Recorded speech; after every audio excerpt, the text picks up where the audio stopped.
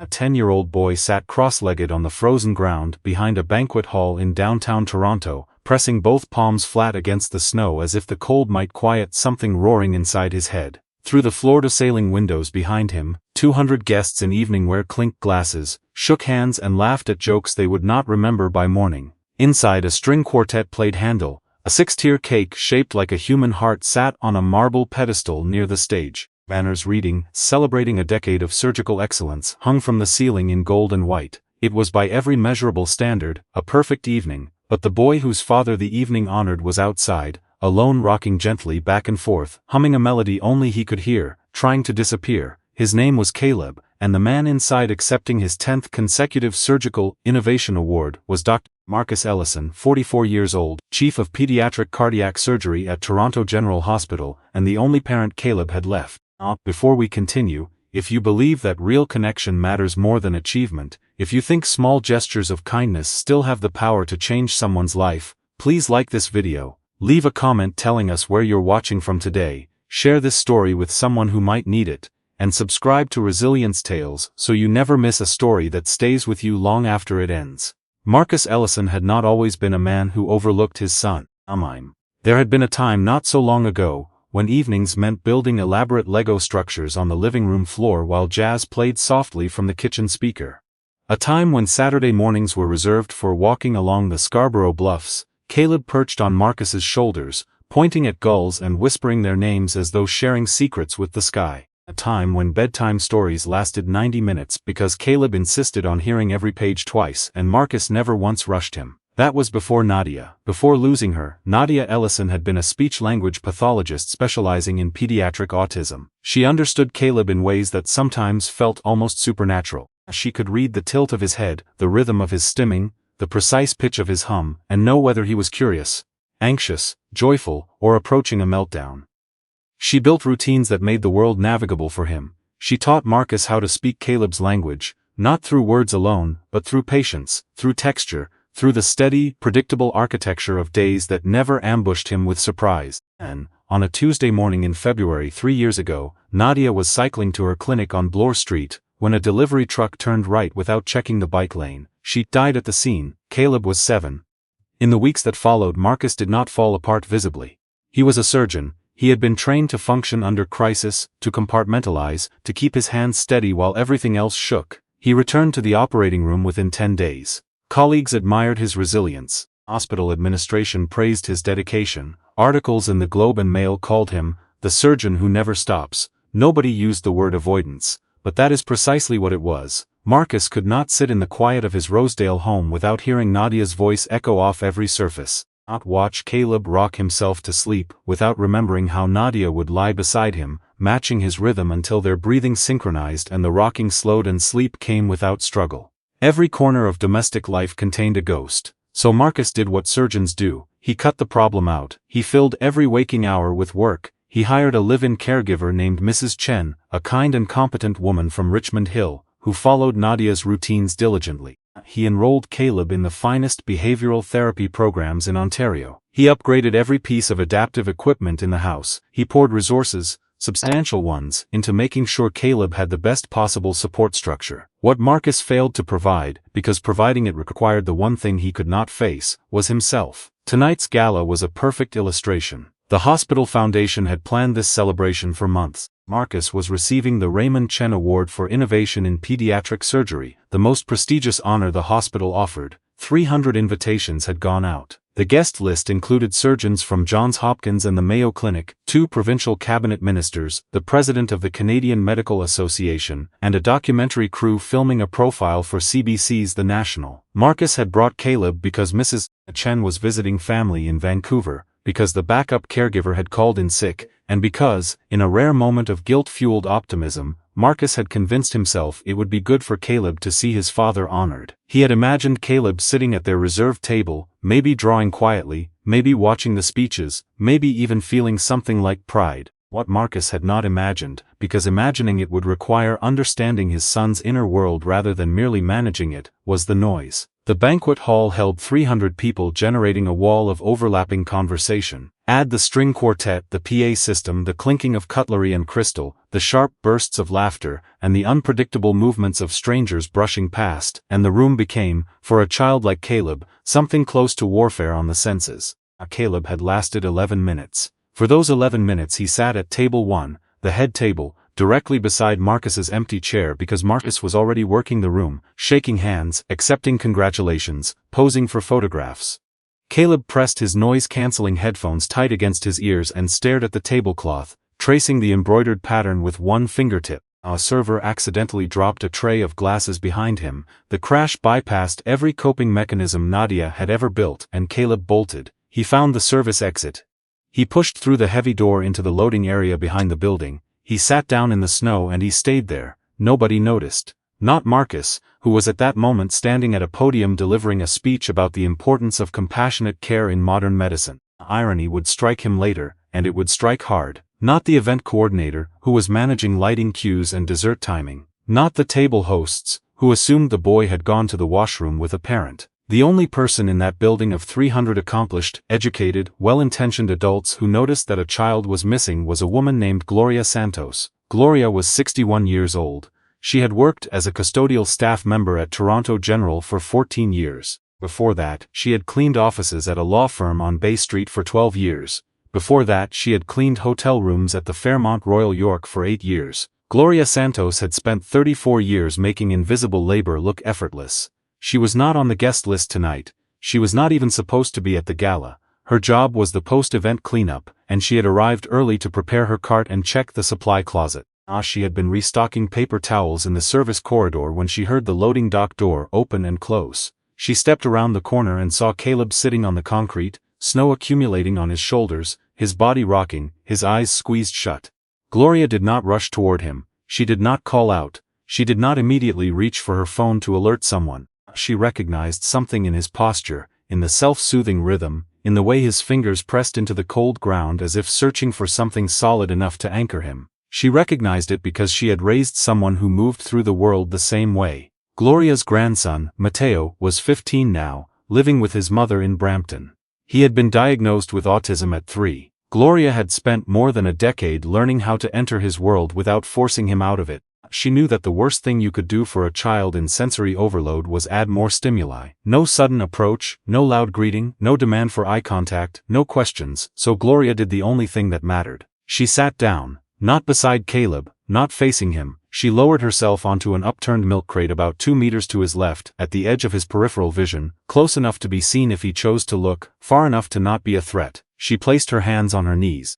She said nothing. For 3 minutes neither of them moved. Then Caleb opened one eye. He looked at her sideways, a quick assessing glance, the way a bird checks a new presence before deciding whether to stay or fly. Gloria remained still. She did not smile, she did not wave, she breathed evenly and watched the snow fall beyond the loading dock's overhang. Caleb opened both eyes. Another minute passed, then Gloria reached slowly into her jacket pocket and pulled out a small sketchbook. Not a fancy one, a dollar store notebook with a blue cardboard cover, creased and softened from being carried everywhere. She opened it to a blank page, set it on the crate beside her, and placed a short pencil on top. She still said nothing. Caleb's rocking slowed. His gaze moved from her face to the notebook. He stared at it for nearly 30 seconds. Then, without a word, he stood, walked to the crate, picked up the pencil and began to draw. He drew fast, confident, fluid lines. A bird in flight. Not a child's approximation of a bird, but an anatomically precise rendering of a red-tailed hawk, wings extended, each feather articulated. He drew it in less than 2 minutes, then set the pencil down and looked at Gloria for the first time directly. "That is a very fine hawk," Gloria said quietly. Caleb did not respond verbally, but something shifted in his face, a softening around the eyes, the faintest suggestion of a person who had been seen.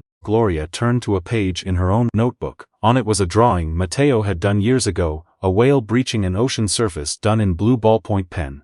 She showed it to Caleb without comment. Caleb leaned closer. He studied the whale with the focused intensity he brought to everything that interested him. Then he turned to a fresh page and began drawing a whale of his own, adding a small hawk flying above it. Gloria watched. She did not praise excessively. She did not ask questions. She simply bore witness, and in doing she gave Caleb something that no amount of expensive therapies, adaptive equipment or hired expertise had been able to replace since Nadia died: the unhurried, unpressured presence of someone who understood. They sat together for 22 minutes. In that time Caleb filled 4 pages with drawings, a fox running across a frozen lake, a detailed rendering of the CN Tower with birds circling its peak, a family of raccoons huddled under a park bench, each one remarkable, each one a window into a mind that experienced the world with overwhelming intensity and translated it into beauty. Gloria told him, during a pause between drawings, that her grandson liked to draw whales, just whales, nothing else, citrus, and hundreds of whales. She said it with a warmth that carried no judgment, no clinical label, just love. Caleb looked at her and said his first word of the evening, cool, one word. The way he said it, with the ghost of a smile pulling at the corner of his mouth, contained an entire conversation. I see you, you see me, this is safe. Meanwhile inside the banquet hall Marcus Ellison was receiving a standing ovation. He had just finished a 12-minute speech about a pioneering surgical technique he had developed that allowed him to repair congenital heart defects in newborns with a 93% survival rate, up from 78% with conventional methods.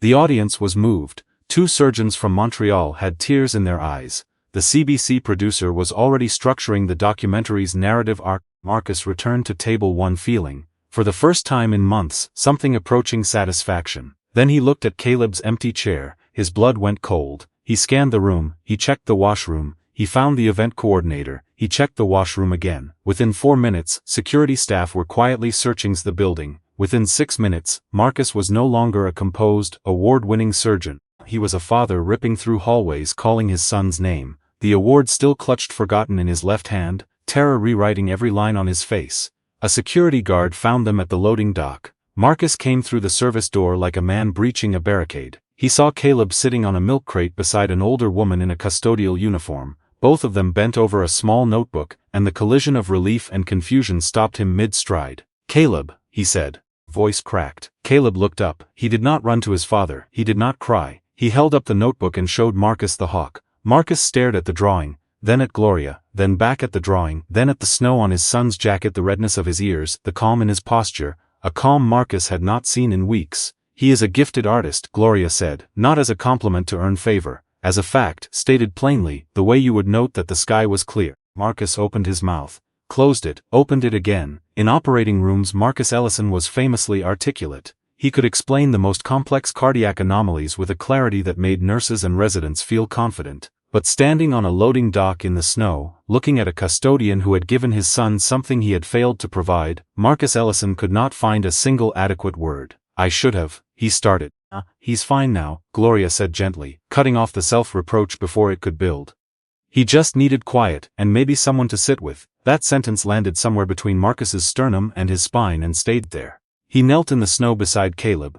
He looked at the drawings. 4 pages of extraordinary detail produced by a boy the world routinely underestimated. Marcus had seen Caleb's drawings before, on the fridge, on the desk in his room, scattered across the kitchen table. He had seen them the way busy parents see evidence of their child's inner life.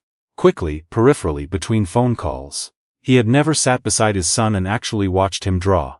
Can you show me how you did the feathers? Marcus asked.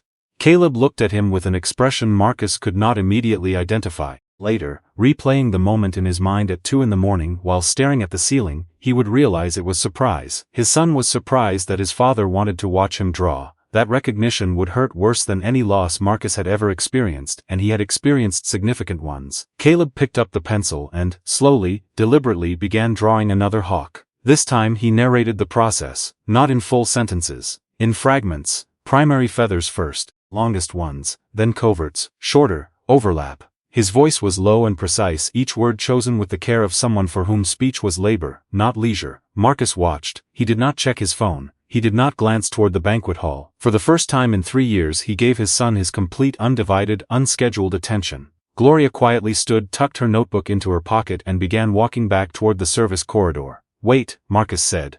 He stood. I don't know your name, Gloria Santos. I work custodial, night shift. Marcus looked at her. In his world, the world of awards and innovation and prestige, the important people had titles. Chief of Surgery, Hospital President, Minister of Health. Gloria Santos had no title that anyone in that banquet hall would recognize. But she had done something tonight that 300 credentialed, celebrated, influential guests had not. She had noticed a child was missing. She had known what to do. She had done it without expecting recognition, gratitude or reward. Miss Santos, Marcus said. Thank you. Gloria shrugged the way people do when they do not consider what they have done to be exceptional. My grandson draws whales, she said simply. Hundreds and hundreds of whales. She smiled. Good night, Dr. Ellison. She disappeared into the corridor. Marcus and Caleb did not return to the gala. They walked to the parking garage, got into the car and drove home through the quiet Toronto streets. Caleb fell asleep in the back seat within minutes, the sketchbook open on his lap, the pencil still in his hand. Marcus drove slowly. The award sat on the passenger seat, its engraved surface catching the headlights of passing cars. He thought about his speech, the standing ovation, the 93% survival rate. He thought about the fact that he had spent 3 years saving other people's children while his own son sat alone on frozen concrete behind a building, and the only person who stopped was a woman who cleaned floors for a living. He thought about Nadia, what she would have said. He knew exactly what she would have said, because she had said it many times, in that direct, unsparing, loving way of hers. Marcus, you cannot fix everything with excellence. Some things just need you to be here. Here, not performing, not solving, not achieving, here. When they got home, Marcus carried Caleb inside, removed his shoes and jacket and tucked him into bed. He sat on the edge of the mattress for a long time watching his son sleep. Caleb's face in sleep was unguarded, peaceful, freed from the effort of navigating a world that was perpetually too loud, too fast, too unpredictable. Marcus picked up the sketchbook from the nightstand, turned through the pages slowly. Hawks, whales, foxes, raccoons, the CN Tower surrounded by birds, page after page of a world as Caleb experienced it, vivid and detailed and alive with attention that most people never brought to anything. On the last page Caleb had drawn something different, 2 figures sitting side by side, one small, one large, between them a notebook, above them, a single bird. Marcus closed the sketchbook and pressed it against his chest and sat in the dark for a very long time. The next morning Marcus did something he had not done in 3 years. He called his assistant and cancelled his surgical schedule for the day. He called it a personal day. His assistant, who had worked with him for 9 years, paused for 4 full seconds before confirming because Marcus Ellison had never, in her memory, taken a personal day. He made pancakes, badly. The first batch stuck to the pan, and the second batch was unevenly cooked, and the third batch was mostly acceptable. Caleb sat at the kitchen table and watched with an expression that hovered between amusement and bewilderment. Marcus had never cooked breakfast. That had been Nadia's domain, and after Nadia, it had been Mrs. Chen's. These look weird, Caleb said, inspecting a pancake with clinical precision. They are weird, Marcus agreed. We could add blueberries and call them art. Caleb considered this for 3 seconds. Okay. They ate weird pancakes with blueberries at the kitchen table, and Marcus asked Caleb about his drawings, not in the way therapists asked, probing for developmental markers, not in the way teachers asked, assessing curriculum alignment. He asked the way Nadia used to ask, what do you see when you draw? What does it feel like? Caleb talked more that morning than he had in weeks. He explained that when he drew a hawk, he could feel the weight distribution shifting across the wings. He explained that foxes ran differently on snow than on grass, something about the way they distributed their weight, and that most drawings got it wrong. He explained that the CN Tower was exactly 553.3 meters tall, and that he had calculated how many birds could circle it simultaneously based on average wingspan and turning radius. Marcus listened, not as a surgeon evaluating function, not as a father performing engagement. He listened the way Gloria had sat, unhurried, unpressured, present, and he understood finally that this was the thing he had been outsourcing for 3 years, not care. Caleb had received excellent care, attention, real, unstructured, unmotivated attention, the kind that says, I am here because you matter, not because it is scheduled. In the weeks that followed, Marcus restructured his life in ways that confused colleagues and alarmed his secretary. He reduced his operating days from 5 to 4. He stopped accepting evening speaking engagements. He left the hospital by 5:30 on non-surgical days, something the chief of surgery had never done in the department's history. He found Gloria Santos at the hospital. It took some effort. Custodial staff and surgeons existed in the same building but occupied parallel universes that rarely intersected. He found her on a Tuesday night, mopping the 4th-floor corridor near the NICU, headphones around her neck playing what sounded like Portuguese folk music. He thanked her again. She waved it off again. He asked about her grandson, Mateo. Her face lit up in a way that rearranged all her features, and she talked about the boy's whales for 10 uninterrupted minutes, how he had recently started adding tiny details to each one, barnacles and scars and distinct markings, as if every whale in his drawings was a specific individual with a history. Marcus asked if Caleb and Mateo might enjoy drawing together sometime. Gloria looked at him with an expression he could not quite read. Surprise maybe? or the particular caution of someone who had learned not to trust gestures from people who held power over her employment. But she agreed. The first meeting was awkward. Caleb and Mateo sat at opposite ends of a table at the Brampton Library and drew in complete silence for 45 minutes. Caleb drew hawks, Mateo drew whales, neither acknowledged the other's existence. The second meeting was identical. At the third meeting, Mateo drew a whale with a hawk perched on its back. He slid the drawing across the table without looking up.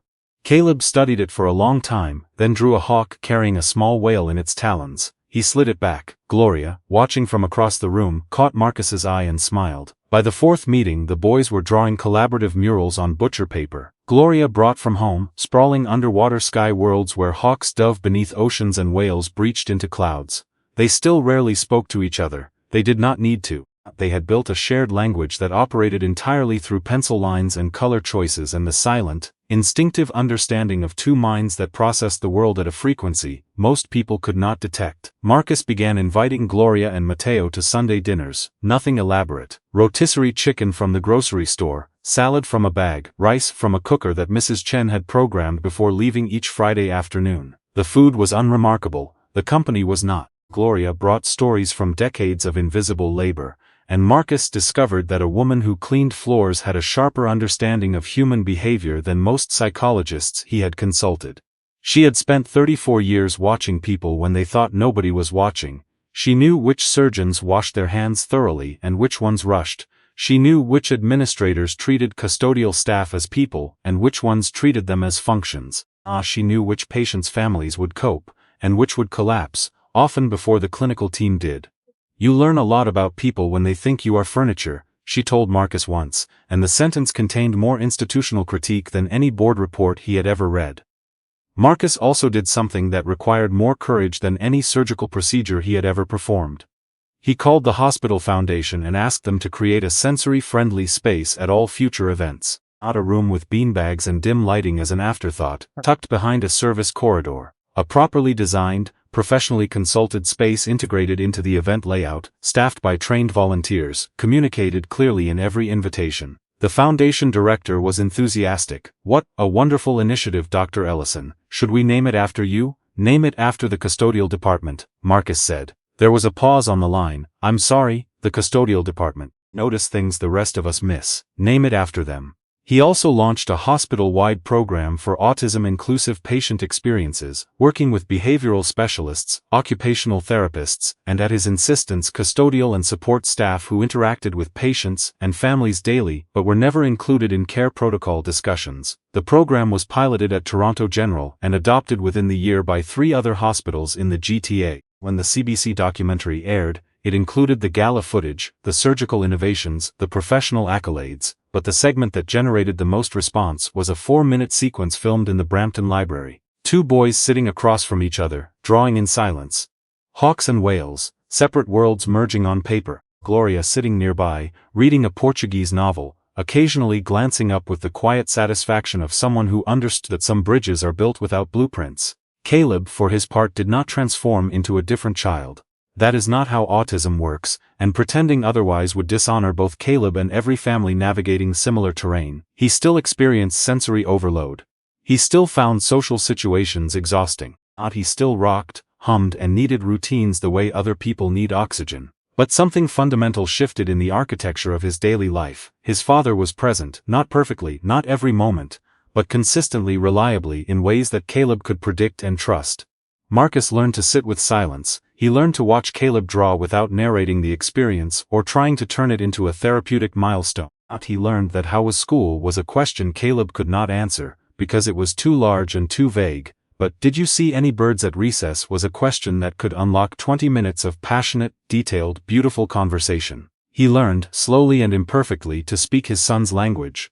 One evening, almost a year after the gala, Marcus came home to find Caleb at the kitchen table working on a large drawing. It was more detailed than anything he had produced before. A banquet hall, rendered in meticulous perspective, filled with tiny figures in formal wear. At the center a small figure sitting alone at a table, and at the edge of the drawing, walking toward that figure, a larger person in a simple uniform carrying a notebook. Marcus stood in the kitchen doorway and looked at the drawing. Caleb did not look up. He was adding something to the top of the page, above the banquet hall's ceiling in the open sky. A hawk and a whale, flying side by side, which made no biological sense but made every emotional sense in the world. Is this from the night of the gala? Marcus asked. Caleb nodded. The woman with the notebook, that's Gloria? Another nod. Marcus sat down across from his son. He watched him add the final details, tiny snowflakes falling through the open loading dock door, each one individually drawn, no two alike. She sat down, Caleb said without looking up. She just sat down. She didn't say anything. She just sat. Marcus nodded because his throat had closed and speaking was not available to him at that moment. That was good, Caleb said. 2 words, but they contained the entire thesis of everything Marcus had spent a year learning and everything Gloria had known instinctively for decades. That the most powerful thing you can do for another human being is not fix them, not rescue them, not shower them with resources or expertise or good intentions. It is to sit beside them, to be present without agenda, to make them feel through nothing more than proximity and patience that they are not alone. Before we end, tell us in the comments below, has someone ever changed your life with a simple, quiet act of kindness? What did they do, and how did it stay with you? 6 months after that evening, Marcus attended another hospital event. Smaller this time, a department gathering in the hospital's atrium. Caleb came with him. The sensory room was ready, clearly marked, warmly lit, stocked with drawing supplies and noise-canceling headphones. Caleb checked it out, nodded approvingly, and then chose to stay in the main room. He sat at a table near the window with his sketchbook, and within 10 minutes 2 other children had pulled up chairs to watch him draw. He did not invite them, he did not need to. His presence and the quiet confidence of a boy who finally felt safe enough to be himself in a room full of strangers, was invitation enough. Across the atrium, Marcus watched his son draw a hawk for a girl who had never seen one up close. He watched the girl lean in, fascinated, asking questions Caleb answered with single words and precise pencil strokes. He watched his son be exactly who he was, not performing normalcy, not masking, not diminishing himself to fit a room that had finally been designed to include him, and Marcus understood last. The truth that no award, no surgical breakthrough, no standing ovation had ever taught him. You can spend your whole life building extraordinary things and still miss what matters most, because presence is not a grand gesture. It is not a program or an initiative or a redesigned room, though those things help. Presence is the decision, made daily and imperfectly, to sit down beside someone and stay, to notice who is missing, to ask nothing except whether you might join them. Sometimes changing a life does not require a scalpel, it requires a milk crate, a dollar store notebook, and the willingness to sit in the cold with someone who needs to know they are not invisible. If this story stayed with you, please like this video, share it with someone who might need to hear it today, and subscribe to Resilience Tales for more stories about quiet courage, unexpected kindness, and the small moments that reshape everything. Sometimes the most important person in the room is the one nobody thinks to invite.